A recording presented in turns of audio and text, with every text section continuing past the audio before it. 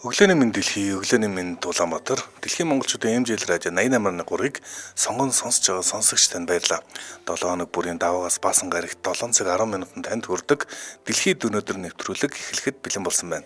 Дэлхийд өнөөдөр нэвтрүүлгийг 3 дугаар студиэс хөтлөгч Аргун болон хөтлөгч болон найруулагч Чимбанар хамтран хүргэнэ. За манай дэлхийд өнөөдөр нэвтрүүлэгтээ аялахад алс хязгаар үгүй 70 жилийн түүхтэй жуулчин компани аяллаа хөтөлбөр хамтран ажиллаж байна. За мөн интернет эмнэлэг хамтран ажиллаж байна. За өглөөний минь Чимба сайхан амарсан уу? Өглөөний минь сайхан амарсан уу? Сайхан амарсан. За өнөөдөр 2025 оны 3 сарын 17-ны өдөр төхөж байна. Улаанбаатар яг одоо 7 цаг 13 минут болж байгаа. За он гараад өнөөдөр бол 76 дахь өдөр. За он дуусахад 289 өдөр үлдсэн байна. Яг одоогийн байдлаар Улаанбаатар хотод хасах 8 хэмийн хүүтэн байна гэсэн байна. За өнөөдөртөө бол өдөртөө 4 хэмийн хүүтэн байх юм байна. 4 хэмийн дулаан байх юм байна. За өнөөдөр шөндөө бол хасах 10, маргааш мигмар гарагт өдөртөө нэмэх 8 гэсэн байна. За 5 гарагт шөндөө хасах 8, өдөртөө нэмэх 8. За бүрэг гарагт шөндөө хасах 4, за өдөртөө 12 хэм болж дулаарх бөгөөд энэ жилийн за энэ газар тариад эрхэлдэг хүмүүст маш онцгой өдөр гэж тохиод юм билээ. Анхны нэмэгтэй хоног шүн. Энэ баасан гарагт болох нь. Нэмэх нэгтэй хоног нь шөндөө өдөртөө нэмэх 15. За ёо. 100 цаг. За ингээд 100 болчихоо юм шүү манайхан. За гэхдээ мэдээж яриг хавар бол уучраас буцаад одоос янз янз цэнлааш гаргах. Гэхдээ нэмэх 15 гэдэг бол үнэхээр бүр 100 болсонтой л бараг адилхан юм байна. Энэ 5 дахь өдөр бол үнэхээр гайхамшигтай юм байна. Тэгээд өчтөр гэхдээ маш хүтэн байсан шүү салхитай. Өчтөр хүтэн байсан. Тэгээд нэрээ хавар болсон чинь нэг юм мартсан байлээ.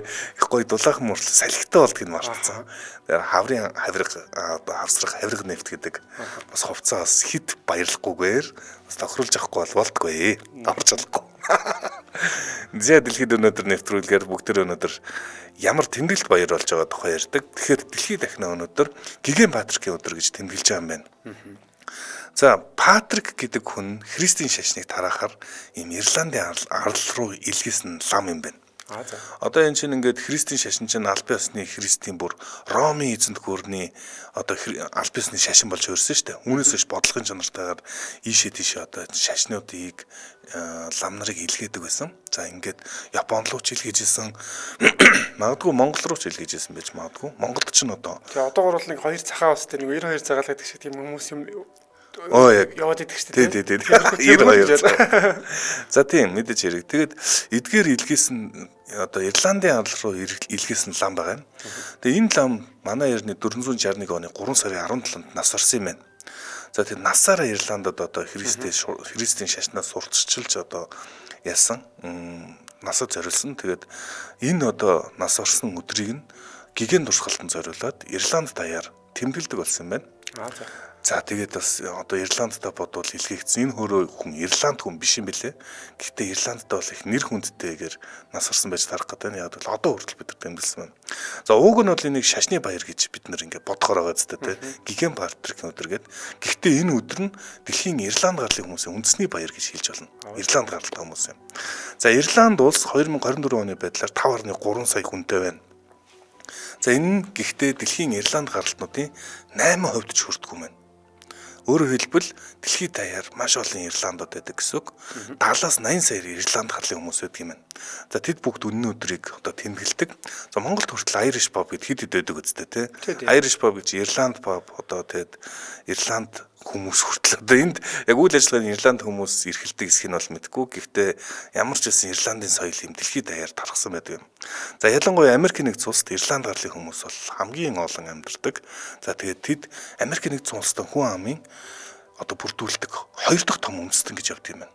Тийм үнээр байдаг. Тийм. Одоо бид нар бодоход англиар ярьдаг болохоор англичууд хамгийн олон ч юм уу эсвэл өөрөөр боддог бол хамгийн олон хүн ам бол Герман гарлын хүмүүс Америкт байдаг. За хоёрт Ирландчууд бас ингэж орд юм байна.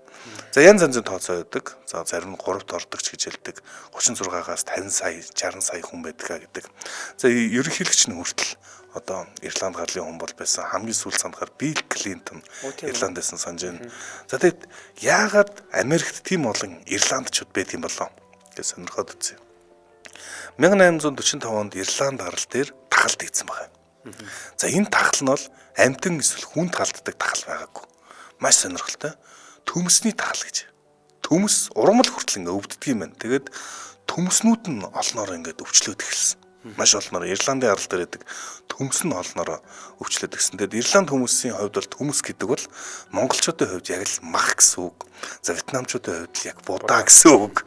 Яг энэ утгаараа бүр хамгийн гол хүнсний одоо бүтээгдэхүүн байсан гэх юм. Хүнсний гол орцсон тийм. За тэгээд арал дээр төмснүүд өвчлөөд аимшигт өлсгөлэн Ирландын ард түмнийг нөмөрсөн байгаа юм. За ингээд төмснөөс гаралтай болохоор энэ үйл явдлыг төмсний өлсгөлэн гэж нэрлэдэг гэдэг ийм учиртай. Тэгээд өлсгөлөнгөөс болж хүн амынхан дор хаяж 4-1 8 өргөцсөн гэдэг. Одоо тухайн үед бол 4 сая хүн авцаа байсан бол сая хүн ерөөс өлсгөлөнгөөр явсан. За ингээд нийтдээ өлсгөл 1 жил болоог 7-оос 8 жилийн турш өлсгөлөн болсон.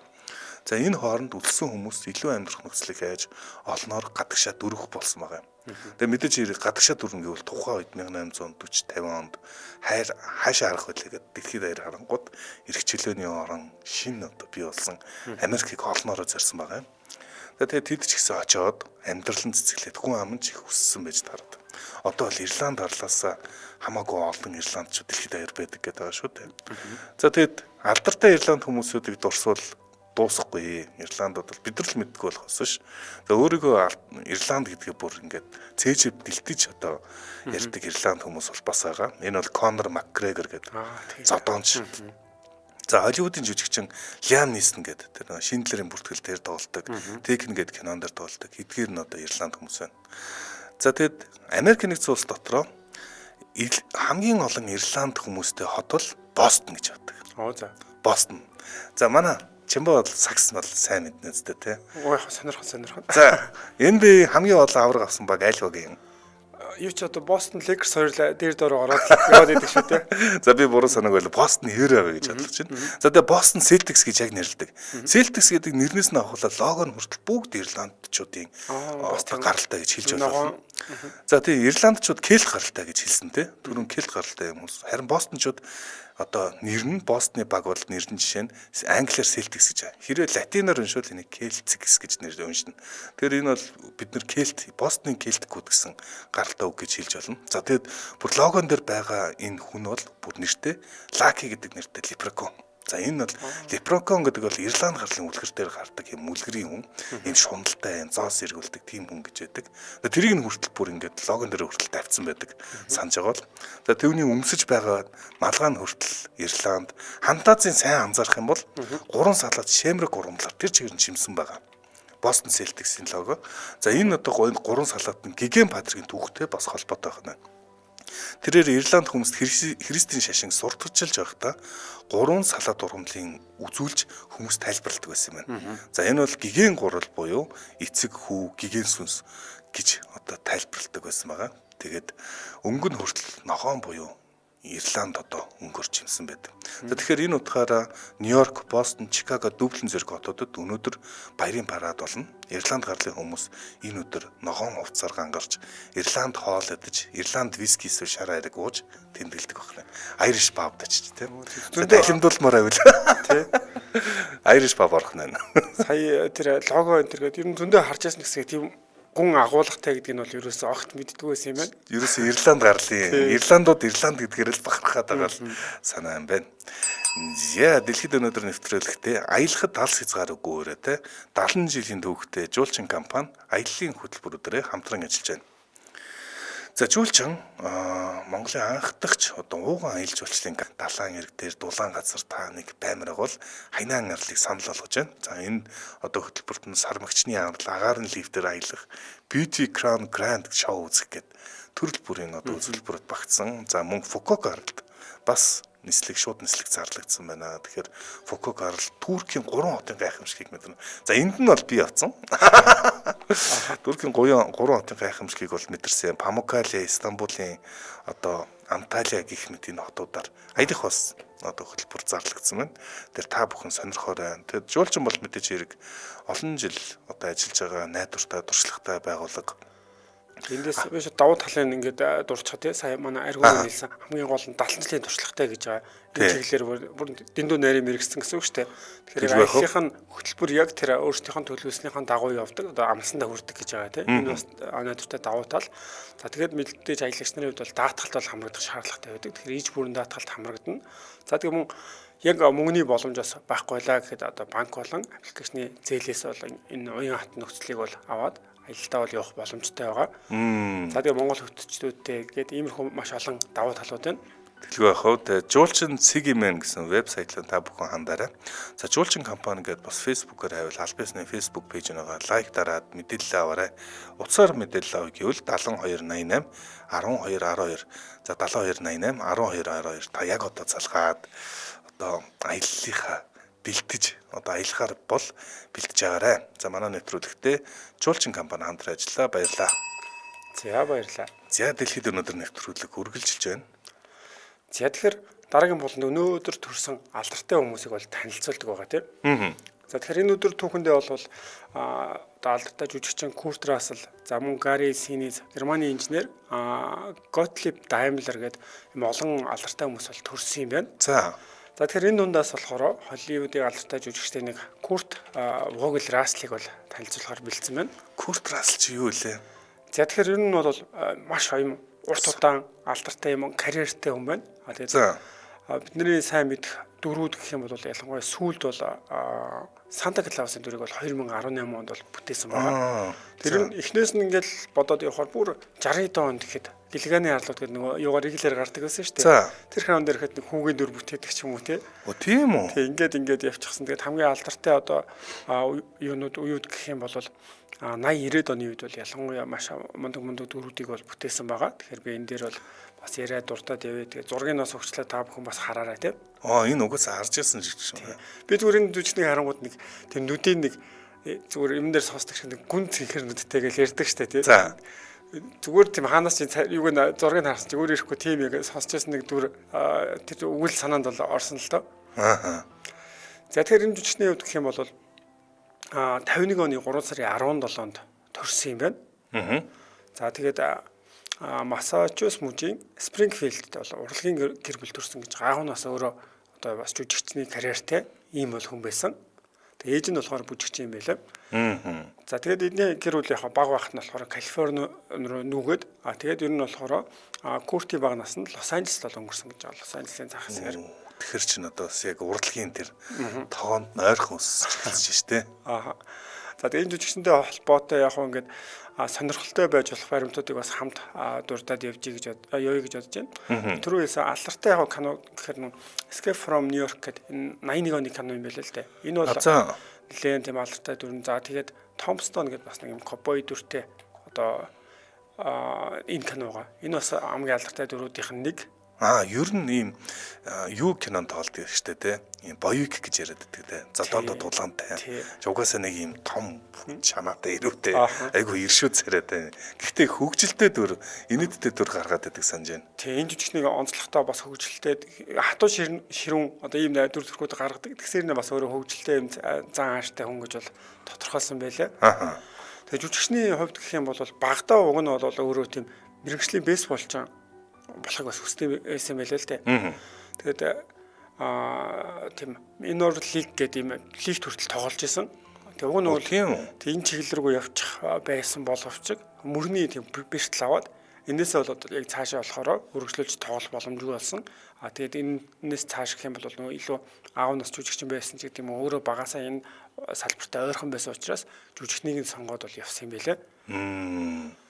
За тэгээд 60-ад оны үед гэхэд түр байсан. Одоо зарим жүжигчтэй гэдэг чи одоо сая энэ боёвик дүрүүд бүтээдэг гингүүд бидний мэдих одоо яг Жан-Клод Ван Дам тий Сильвестр Сталлоне гэдэг юм. Энэ жүжигчтэй ингээл хамт нэг үед байсан. Гэхдээ яг нөгөө жүжигчтэй болохоор гэд юм огцом юм дээшээ тийм илүү үед байж та тий хамгийн олон гол дүрүүд бүтээгээд. Тэгэхээр энэ жүжигчнүүд ингээл 60-ад оноос хойш хэрэг дүрүүд бүтээгээл алдартай байгаа л ингээл яваад исэн гэхээр одоо тухайн 90-ад оны үед бас яг тэр канонд модонд орж байгаад бас байж лээсэн. Тэгсээр нэ одоо бас одоо сая Санта Клаус 2018 тэр нэлээд бас алдартай дүр нэг байхгүй.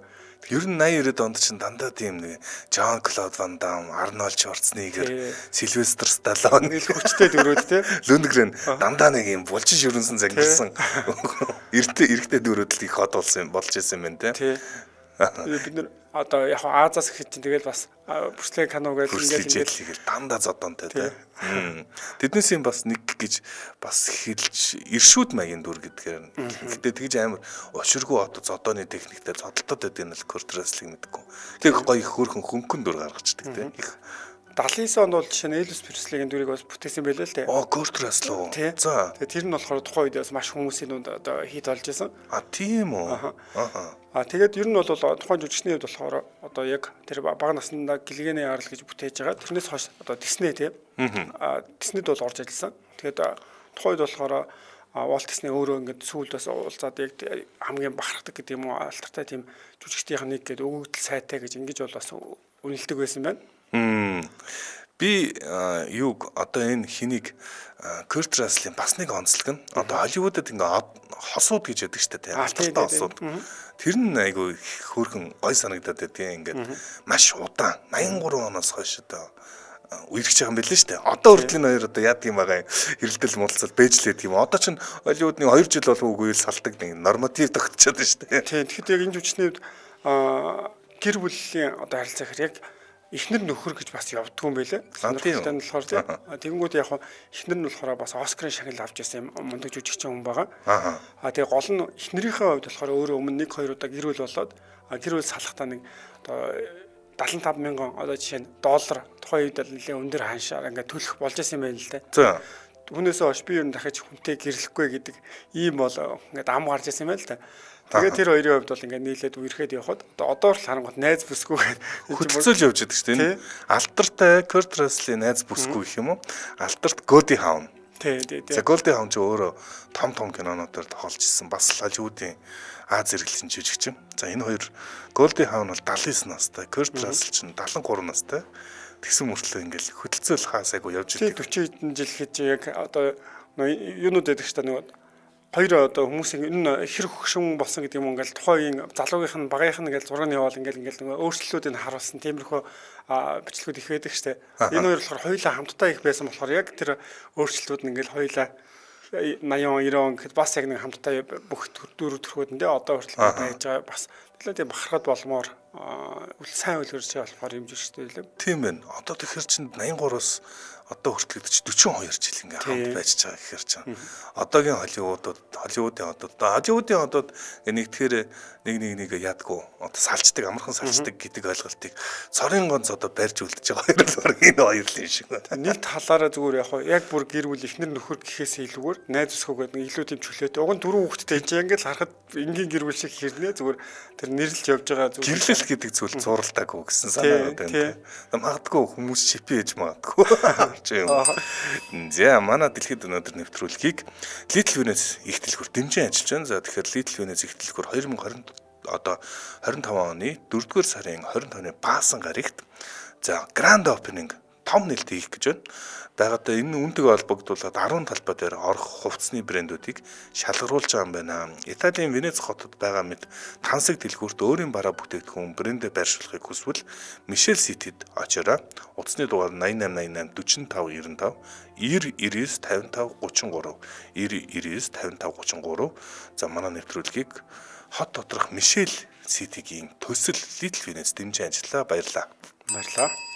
За дэлхийд өнөөдөр нэвтрүүлэг үргэлжилж байна. За тэгэхээр шууд хоёлаа дараагийн хэсэг танилцуулъя авч. За тэгээ. За тэгээд энэ дээр ингэсэн байна. Баг хэдтийн хүймэн гэдэг кино прокатлж үздэг үлээ. Би энэ Kurt Russell-ийн тоглосон кинонуудаас хараад хамгийн таалагддаг гоё кино баг хэдтийн хүймэн л дээ. За энэ тэр гол дүрийг гаргадаг Kurt Russell. Тэгээд энэ чинь нөгөө нэг юм ид шидийн юм шиг тийм зодон байлдаантай нэг тийм хослсон гэд кино яагаад ч юм бэ ингээл үзэхэр бүр ингээл яг үлгэрийн юм шиг санагдуулдаг тийм гоё кино хийсэн те. Би болохоор зүгээр юунуудын кинонуудын ингэж гүйлгэж яхад нэг цэрэг гэдэг кино. Тэр нэг бас баг байхдаа үзчихсэн юм билэ. Тэн дээр ангуудыг нэг юу яадаг хүүхдүүдийг бүр багаас нь ингээд одоо янз бүрийн яг сонгож авчираад за Тэгээд одоо сэтгэл хөдлөлгүй одоо яг дэмжихэн мэрэгжлийн алуурчин цэрэг бэлдэж байгаа иймэрхүү тэр зүйл канон дээр гардаг. Тэгэнгүүтээ одоо юу гэдгийг жишээ нь жоох амтан ингээд ч юм уу нохоо ингээд жишээ нь алж байгаа хүүхдүүдийг ингээд бүгдийг ингээд суулгаж үзүүлээд тэгээд ингээд жоох ингээд хажууд цаа ингээд тэд нар чинь дөнгөж 5 нас мастай хүүхдүүд байгаа байхгүй харж чадахгүй гингүүд ингээд хацрын ингээд шууд тэгээд тэр өөрөө чиглүүлээл тэгээд харуулаад тэгэл 8-9 10 гэж насууд явна штэ. Тэнгүүд хэцүү даалгавар биелүүлэл тэр хооронд өдөр хонхтон ингэсэн байна. Хүүе Патрик Свейситэй ямар гээд жүжигчэнтэй ямар адилхан юм бэ? Андуурууд бахан өөр киноны нэр биччихсэн байна гинэ. Түрүүн бас Марсман бас биччихсэн байх шиг байсан. Сүнс гээд киног дурдсан байсан. За Мэрлийн Бээр бас Сүнс гээд кино гэж бичсэн байна. За энэ Сүнс гээд кинон дээр тоглодог жүжигчин чинь нөгөө Патрик Свейси. Тэгээд Патрик Свейситэй бас их андуурдаг нэр адилхан царайтай юм байна. Гэтэ Патрик Свейсиг бодвол илүү өргөн шанаатай, илүү юу юм да. Шүү тийм үү? Гэтэ имиж нь бас нэрэлт төстэй энэ чинь ингээд жоох урт төстэй талдаа тийм. Яг тэр талаас нь харахаар бас төстэй харагдахар юм байна. За мэдээлэл нь болцсон уу тийм.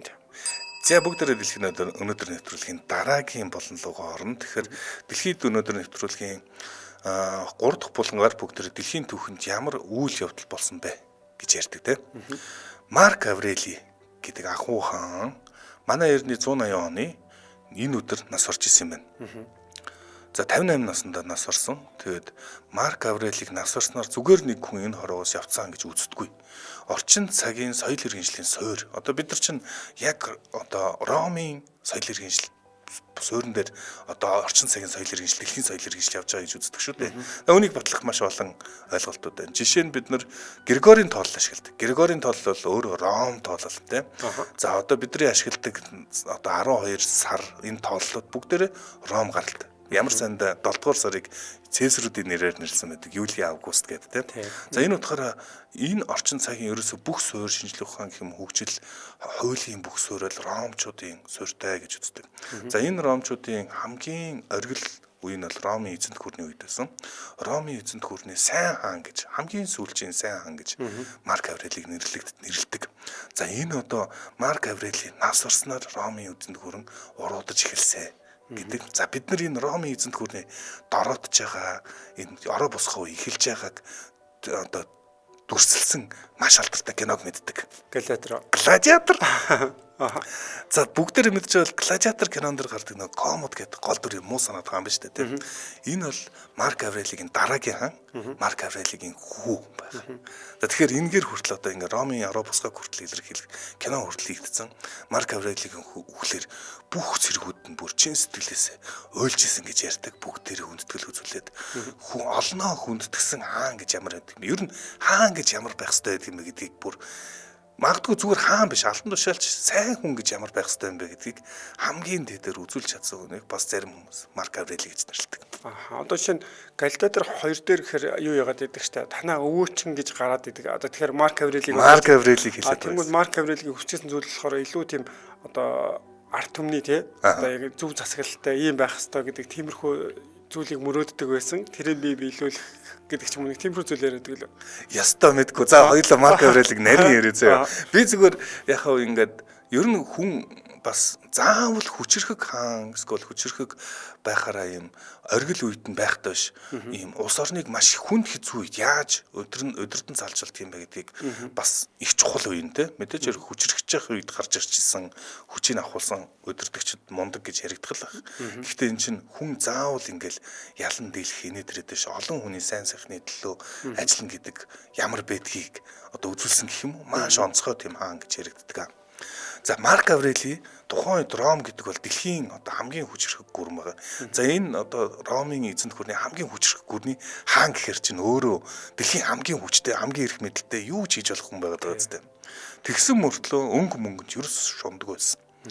За хааныхаа үүрэг ард түмдээ үйлчлэхийг хариуцлагыг өхөн өөхөх өтөр хүртэл яс чанд гүйцэтгэж байсан гэж ярьж байна. Одоо тэр чинь ингээд хаан болохоор ч түмэн савлаг байгаа шүү дээ. Энийг тэхүү тэрийг тэхүү гэж шийдвэр гаргаал, толгоогоо гашилгаал, хүмүүстэй уулзаал. За түүний амьдрал гаргаж ирсэн гэхдээ хамгийн муу шийдвэр нь харин хүүгээ хаан ширээн залгамжлуулсан гэж түүхчд үздэг байна. За тэгэхээр хаан хүн ч одоо хүүтэй өв залгамжлуулсан шүү дээ. Одоо өөр яах юм гэж бодож байгаа бол бас яг тийм биш. Бас их сонирхолтой. Марк Аврели өөрөө бас удам дамжиж хаан ширээнд суугаагүй. Цус дагаж хаан ширээнд суугаагүй гэсэн. Түүний багт нь ааш харан шингэн үнэлээд багаас нь хаан ширээнд бэлдсэн байдаг. За өмнөх хаан бол хүүтэй байгаагүй. Тэгээ Марк Аврелиг одоо холын хамаатныхаа хүүг нэг юм хүү гэдгийг эртнээс хараад ингээ ажиглаад энэ ямар тийм юу вэ зөв тавилттай хүү вэ гэж хараад энэ хүүг одоо бэлдэж эхэлсэн байгаа юм. Одоо боловсролт нь хөрөнгө оруулаад гэх юм уу бэлдээд. За тэгээд Марк Аврели бол багаасаа философи сэтгэлгээтэй, ухаалаг, ёс суртахуун маш өндөртэй, асар хариуцлагатай. Одоо юм хэлээд одоо хэлсэн амдаа хүрнэ гэдэг чинь бас энийг илэрхийлдэг юм байна л да. Нэг тайван бодлогошронгуй ямар ч тохиолдолд ингээ тайван бие авдаг, сэтгэлийн хөдөлгөөнд автдаггүй, хамгийн гол нь бусдыг инэрх сэтгэлтэй. Бусдыг инэрх сэтгэлтэй тасралтгүй суралцахыг хүсдэг тийм чин ярмэлцэлтэй юм хүн байсан байгаа. Энэ бол ерөөсөө удирдагчд байж болох одоо хамгийн ингээ суур зан чанар л гэж тухайд үзчихсэн юм л да. Тэгэд философийн стоицизмыг одоо үндэслэгчдийн нэг гэж үздэг. Тэгэхээр тийм ч учраас түүнийг философч хаан гэдгээр түүхэн даяар алдарсан байна. Алдартай одоо тэмдэглэсэн байна. Философч хаан гэвэл мэдээж хэрэг Марк Аврелиг хэлэх юм байна тийм. Ер нь гэхдээ яг одоо нөгөө хаан байгаад өөрөө сайн байгаад дараа үеэ бодно гэдэг бас яг хэцүү. Өөрөөсөө хоошоход төсөөлнө гэдэг. Одоо зүгээр компаниар ч гэсэн ингээд өөрийнхөө хүүхдэд өв залхамжлуулна гэж бид нэр зөндөө олон драм дээр ч юм зөндөө олон кинон дээр хардаг штеп. Яг өөрөө ингээд зовоод гараад ирсэн учраас тийм байхыг хүсээд байдаг. Тэнгүүд хүүхэд нь яг тийм замаар явахгүй илүү амар хэлбэрч гэдэг юм уу те эсвэл бол багаасаа нөгөө тансаг өсч гисэн учраас амьдрал мэдэхгүй ч гэдэг юм. Тийм зөрчил гардаг шиг яг энэ киногоор нь яг төсөөлөхөд те ингээд яг нэг талаар хүүхдийг харахаар бас өр хөдөлтэй юм шиг яг ингээ өөрөө сонгохгүй хичээгээд байдаг. Тэгэнгүүт өөр чадвартай гэдэг өөр хүнийг сонгоод гаргаад ирэхээр те яг өөрийнхөө гарч ирсэн замаар одоо бодоод хааны хувьд болохоор илүү өргөн хараад байгаа шүү дээ. Харин тий. Тэгэхээр тэр жоохон ингээд юм нэлтэй. Тэгээ дараа нь яг хаан гэдэг нэг хүн дээр ингээд муу байж болох жишээ нь тэр хүүхдээр гардаг шүү дээ. Нэг хүн өөрөө бүх эрх мэдлийг аваад сенатуудаа сонсдгоо ч юм уу те. Тэрүүн дээрээс яг асуудал гардаг юм болов уу гэж харагдлаа. Нэг хүн дээр дэндүүх эрх мэдэл төвлөрөө. Харин тий. За манай нэвтрүүлэгтээ интернет имлэг хамтран ажиллаж байна. Тэгэхээр та өөрлөгөө өнгийсэн үү гэсэн өрөөтэйгээр оролцож байна. Интернет төв имлэгийн дурангийн төв нь онцлогоо, эмчилгээ, хяналтыг цогцоор нь хийж байгаа. Тэр Улаанбаатар хот дунджаас тийш орлоготой одоо хүмүүст анхаарлаа хандуул юу 35-аас дээш насны хүмүүс анхаарлаа хандуулаарай. Нэгдүгээр баримтыг би дурдж өгье. Өөрийн дотор хэрэгтэн лүгээ хизээ өнгөж нэг харсан бэ. Монгол бас 100 мянган хүн тохиолдох хотоодны хамтран өмчлөлгөөнд өвчлөлийн товар дэлхийд тэргүүлдэг. За ер нь би ингэж бодсон юм ба. Одоо бид нар ингээд ялангуяа 30 40 гарахаар тийм дөхөхөөр тийм бодолтой бол тийм үү. Ер нь өөрийнхөө бид нар чинь ингээд машина хайрлаад үзлэгт хамруулад байдаг. Гэтэл өөрсдийгөө ингээд энэ махан бийж одоо бидэрт байгаа хамгийн үнцэнтэй зүйл шүү дээ тийм. Тэгээ энийг ерөөсө бараг хөсөр хайждаг тийм. Тэгэл хизээж байх. Тэгээ яг ингээд өвдчөр чинь бусдаа бүр гайвуулна энэ чинь. Хизээж гайвуулахгүй байна гэж аах. Та хэдий ингээд тонирхсан ч гайвуулна гэж бол байхгүй. Гайвуулна. Тэгэхээр өөртөө ер нь анхаарна гэдэг чинь ерөөсө маш том соёл юм байна. За нэг талаас зөвхөн өөрийгөө бодоод байгаа хэлбэр биш юм билээ. Өөртөө эрүүл мэндэд хөрөнгө оруулж байнга ингээ үзлэгт хамрагдаж сурах дадах нь ерөөсөө бас хүүхдүүдтэй өвлүүлж байгаа маш том соёл болох юм билээ л дээ. Аав ээж нь ингээл хүүхдээ имлэгт үзүүлээд байвал яг л тэр нөгөө дадлаар хүүхдүүд нь өөртөө анхаардаг болоод эхэлнэ. Тэгэхээр энэ соёлыг одоо бидний үеийнхэн бас маш сайн одоо салхийг хагалж өгөх хэрэгтэй юм шиг санагдаж байгаа юм л да. Миний хувьд гэсэн яг нөгөө солонгос нэлээ утсан гэдэг утгаараа солонгосын яг энэ эрүүл мэндийн систем дээр бол дасчаад байгаа байхгүй юу? 2 жил тутамд заавал одоо нэг он дээр нь жишээ нь тэгш онтой хүмүүс, нөгөө он дээр нь сондоо онтой хүмүүс заавал эрүүл мэндийн үзлэгт хамрагддаг. Тэнгүүд байгууллага болгоны одоо гадаа хүртэл автобус ирээл ингээл эрүүл мэндийн үзлэгийг яваад сурцсан. Тэгээ хараад тахаар би Монгол тэрэнгүүтээ одоо жишээ одоо миний үзлэгт арах хугацаа болчихж байгаа даа гэдэг өөрөө ирэхгүй тийм ой санаа. Дадал нь ирсэн байх шүү дээ. Дадлын дэндээс ярьсан. За 10 хүний 7 нь ходоодны асуудалтай гэж. За би нэгт нь ялтч орох. Би бас байна уу байна. Та өөрийгөө шалгуулсан уу? Ходоодны хадрын 75% нь эрт үед нь бүрэн эмчлэх боломжтой байдаг. Тэгэхээр ерөөсөө ходоодны дуранг 40 наснаас 2 жил тутамд хийлгэж явах хэрэгтэй гэдэг юм лээ. Тэгэхээр ходоодны дуранд орох хэрэгтэй. Хожоо онцлогдсон өвчин хүндрэх эрсдэлтэй тиймээс бүдүүн гисний хордоод 90% нь эрт үед нь онцлон эмчлэх боломжтой байдаг. 90% тийм аюулыг ингээд зайлсхийх боломжтой. Тэгэхээр 45-аас наснаас 5 жил тутамдаа бүдүүн шулуун гисний дуран шилжлэхийг заавал хийлгэхийг зөвлөдөг юм байна. За хотод бүдүүн гисний дуран хийлгэх үед янз бүрийн халдвар авах эрсдэл үүсдэг. Тэгвэл үүнээс айх бол хэрэггүй. Интернет бол олон улсын нэг болон дотоодын стандартын дагуу ариутгал халдвар гүйтгэлээ хийдэг. За нэг удаагийн багц хэрэгсэл ашигладаг. Тэгэхээр одоо интернет бол нэг цагт төвлөрсөн 5 тухтай аюулгүй орчинтой үйлчлүүлэгч зовир багтай. За мэрэгсэн туршлагатай эмнэлзүүн баг. Би интернетэд хотоодны дунд орж ирсэн. Тэгээд ер нь бол бас их тийм эмнэлэгт очих орчин бас их чухал юм байл шүү дээ. Айц гэх юм уу нэг тухгүй байдаг. Интернетэд бол маш тайван яг ингээд нэг өөртөө нэг анхаарсан юм шиг ингээд мэдрэмжийг надад ингээд өгч ирсэн. За би ямар ч гэсэн ингээд нэг айцад аваад өөртөө нэг анхаарчлаа шүү. Хотоодных жишээ нэг би яг ингээд хотоодны дуранд ордог штэ. Тэгэхээр унтуулгатай эсвэл унтуулгагүй аль аль нь зүгээр надад бол нэг манайхан бид нар жишээ сонголтоор байсан штэ. Яг 3 удаа өгөөл болцдог юм даа ер нь хотоодн дээр би тэгээ зүгээр анзаарч 2-3 удаа орж яхад. Үнэхээр жоох айцтай хүмүүс байгаад унтаал сэрхэд болцдог штэ. Айц агаад байдаг тий. За тэгээд орчин бол үнэхээр гайхалтай. Тэгээд 24 цаг 7 хоногийн 24 цаг ажилладаг ийм хамт олон байгаа. Утасны дугаар нь 77 тэгник 11 11 77 тэгник 11 11. За веб хуудас нь интернет цэг имэн гэдэг байгаа. Та бүхэн ороорой. Интернет хоспитал Монголиа гэдэг авил аль бисны фейсбુક пэйж нэгаа лайк дараарай, дэлгэрэнгүй мэдээллийг аваарай. Манай нэвтрүүлэгтээ та өөрлөгөө өнгөйснө ураатай. Интернет имлэг хамтран ажиллаа. Баярлалаа. Баярлалаа. За дэлхийд өнөөдөр нэвтрүүлэг үргэлжилж байна. Дэлхийд өнөөдөр нэвтрүүлэхээр хамгийн одоо дэлхийн түүхэнд хялтчгүй үйл явдал болж байгаа. Тэгэхээр бас нэг агуу хүн байна, сайн хүн байна гэдэг бас сони юм. Эргээд 2000 бараг шахуу 2000 жилийн дараа түүний нас баралтыг бид нар ингээд дэлхийн түүхийн томоохон үйл явдлаар нэрлэждэг. Яа тэгэхээр хамгийн сүүлчийн сайн хаан гэж нэрлэж байгаа энэ хүн нас барснаар Ром одоо бүх хийж эхэлсэн гэх юм уу, уруудж эхэлсэн гэх гэдэг нь тийм. За тэгээд хаан болохыг хүн болгон хүсдэг баг. Бараг л хүсдэг. Гэхдээ Марк Аврелийг хүсэж исэн биш. Тэрээр өөрийн хүслээр зүгээр яг өөрийнхөө л зүгээр ойлгож байгаа хэлэхэд нэр уурахаар яс хуур гэдэг шиг ерөнхийдөө өөрийнхөө үзэл бодлосоо одоо уравчих ботчихгүй гэдгээс л их имээгээд тий. За яг би яг үзэл бодол гэхийг одоо сайн мэдгүй. Хүмүүс ингээд өөрийнхөө үзэл бодол тэр үзэл бодол зөв буруу тэр чинь ингээд түмэн олон юм яригдах. Тий яг үзэл бодлоос нэг ёс суртахуун гэдэг тий. Ёс суртахуун хамгийн гол нь ёс суртахуун байгаа даа тий. Тэрийг алдчих. Хүн байна гэдэг нэг ойлголт байгаа шүү. Хүн ёс суртахуун гэдэг. Манайх ярьдаг хүн байх тухай. За түүний бичсэн философи ойлголтууд орчин цаг үед одоо бидний маш олон асуултанд хариулт өгнө. Яг 2000 жилийн өмнө байсан асуудлууд одоо хүртэл оршсоор байгаа. Тэр үеийн хүмүүс ч атаждөө хүнд хэцүү хамгийн муухай санагдуулдаг тэр үед ч байсан. Гэтэ тэр тийм үед энэ хүн яаж одоо асуудлууд ханддаг байсан нь олон хүмүүст сонирхол татдаг байх. За эхлээд хүмүүсийн тухай авч үзье. Ингэж хэлсэн байна. Миний өдөр тутамд харьцдаг хүмүүс хуурамч, талархаж мэддэггүй, угайгүй, бие тоосон, худалч, атаач. Тэдний ийм байгаа шалтгаан нь тэд сайн мөнгө ялгаж чаддгүйгээс л болдог гэж. Энийг тайлбарлахдаа хүн өөрийнхөө сайн муугаа юу хийгээд байгаа ялгаж чадахгүй болохоос ш энэ муу хүн гэсэн үг бол биш ээ. Ялгаж чадахгүй амаа гэж. Энэ мэдлэг дутуу байгаамаа л гэж үздэг. Ер нь бол Марк Аврелигийн үз. Марк Аврели бол мэдээж хэрэг хаан байсан. Хэдийгээр тэд эдгээр зүйлсийг бичиж суух, цэцэрэхэд суух зав байхгүй гаргах боломжтой байсан ч энэ түүний үүрэг нь бол байгаагүй. Тэрээр тун зам муутай нэгэн байсан байгаа. Тэгэд хаанчлалын үед олон хүндрэл толгой удам асуудлуудаар дүүрэн байсан. Тэр тусмаа муу уваагүй хүмүүс байдаг гэдгийг мэдхийн дээр мэдчихсэн хүн бол Марк Аврели.